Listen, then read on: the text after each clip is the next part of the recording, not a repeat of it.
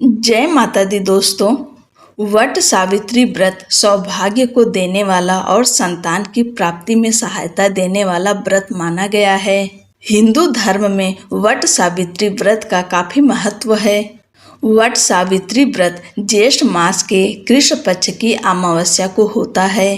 इस बार यह तिथि 26 मई 2025 दिन सोमवार को है। मान्यता है कि इसी दिन पतिव्रता सावित्री ने यमराज से अपने पति सत्यवान के प्राणों की रक्षा की थी। सावित्री का अर्थ वेद माता गायत्री और सरस्वती भी होता है। कहा जाता है कि इस व्रत की कथा सुनने से हर मनोकामना पूरी हो जाती है। इस व्रत के परिणाम स्वरूप सुखद और संपन्न दाम्पत्य जीवन का वरदान प्राप्त होता है। चलिए जानते हैं आखिर कौन थी सावित्री और क्यों कम आयु वाले सत्यवान से उन्होंने विवाह किया। भद्र देश के एक राजा थे जिनका नाम अश्वपति था। भद्र देश के राजा अश्वपति के कोई संतान न थी। उन्होंने संतान की प्राप्ति के लिए मंत्रोच्चारण के साथ प्रतिदिन 1,00,000 आहुतियां दी। 18 वर्षों तक यह क्रम जारी रहा। इसके बाद सावित्री देवी ने प्रकट होकर वर दिया कि राजन, तुझे एक तेजस्वी कन्या पैदा होगी। सावित्री देवी की कृपा से जन्म लेने के कारण से कन्या का नाम सावित्री रखा गया। कन्या बड़ी होकर बेहद रूपवान हुई। योग्य वर न मिलने की वजह से सावित्री के पिता दुखी थे। उन्होंने कन्या को स्वयं वर तलाशने भेजा। सावित्री तपोवन में भटकने लगी। वहां साल्व देश के राजा धूमत सेन रहते थे, क्योंकि उनका राज्य किसी ने छीन लिया था। उनके पुत्र सत्यवान को देखकर सावित्री ने पति के रूप में उनका वर्ण किया। ऋषि राज नारद को जब यह बात पता चली तो वह राजा अश्वपति के पास पहुँचे और कहा कि हे राजन, यह क्या कर रहे हैं आप। सत्यवान गुणवान है, धर्मात्मा है और बलवान भी है, पर उसकी आयु बहुत छोटी है। वह अल्पायु है। 1 वर्ष के बाद ही उसकी मृत्यु हो जाएगी। ऋषि राज नारद की बात सुनकर राजा अश्वपति घोर चिंता में डूब गए। सावित्री ने उनसे कारण पूछा तो राजा ने कहा, पुत्री, तुमने जिस राजकुमार को अपने वर के रूप में चुना है वह अल्पायु है। तुम्हें किसी और को अपना जीवन साथी बनाना चाहिए। इस पर सावित्री ने कहा कि पिताजी, आर्य कन्याएं अपने पति का एक बार ही वर्ण करती हैं। राजा एक बार ही आज्ञा देता है और पंडित एक बार ही प्रतिज्ञा करते हैं और कन्यादान भी एक ही बार किया जाता है। सावित्री हट करने लगी और बोली, मैं सत्यवान से ही विवाह करूंगी। राजा अश्वपति ने सावित्री का विवाह सत्यवान से कर दिया। सावित्री अपने ससुराल पहुंचते ही सास ससुर की सेवा करने लगी। समय बीतता चला गया। नारद मुनि ने सावित्री को पहले ही सत्यवान की मृत्यु के बारे में बता दिया था। वह दिन जैसे जैसे करीब आने लगा, सावित्री अधीर होने लगी। उन्होंने 3 दिन पहले से ही उपवास शुरू कर दिया। नारद मुनि द्वारा कथित निश्चित तिथि पर पितरों का पूजन किया।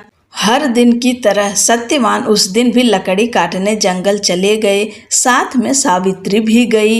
जंगल में पहुंचकर सत्यवान लकड़ी काटने के लिए एक पेड़ पर चढ़ गए। तभी उसके सिर में तेज दर्द होने लगा। दर्द से व्याकुल सत्यवान पेड़ से नीचे उतर गए और सावित्री अपना भविष्य समझ गईं। सत्यवान के सिर को गोद में रखकर सावित्री सत्यवान का सिर सहलाने लगी। तभी वहां यमराज आते दिखे। यमराज अपने साथ सत्यवान को ले जाने लगे। सावित्री भी उनके पीछे पीछे चल पड़ी। यमराज ने सावित्री को समझाने की कोशिश की कि यह विधि का विधान है, लेकिन सावित्री नहीं मानी।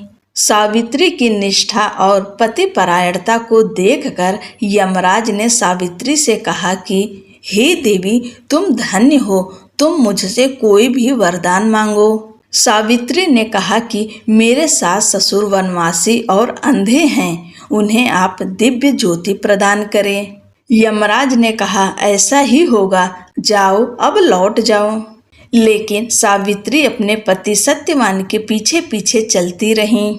यमराज ने कहा, देवी तुम वापस जाओ। सावित्री ने कहा, भगवान मुझे अपने पति देव के पीछे पीछे चलने में कोई परेशानी नहीं है। पति के पीछे चलना मेरा कर्तव्य है। यह सुनकर उन्होंने फिर से उसे एक और वर मांगने के लिए कहा। सावित्री बोली, हमारे ससुर का राज्य छिन गया है, उसे पुनः वापस दिला दें।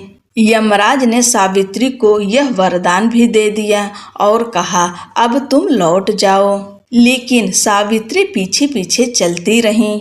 यमराज ने सावित्री को तीसरा वरदान मांगने को कहा। इस पर सावित्री ने 100 संतानों और सौभाग्य का वरदान मांगा। यमराज ने इसका वरदान भी सावित्री को दे दिया।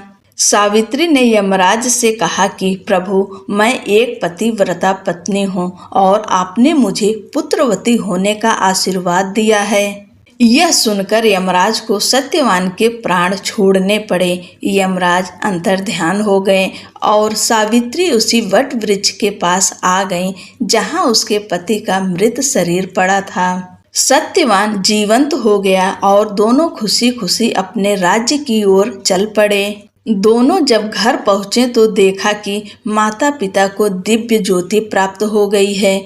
इस प्रकार सावित्री सत्यवान चिरकाल तक राज्य सुख भोगते रहे।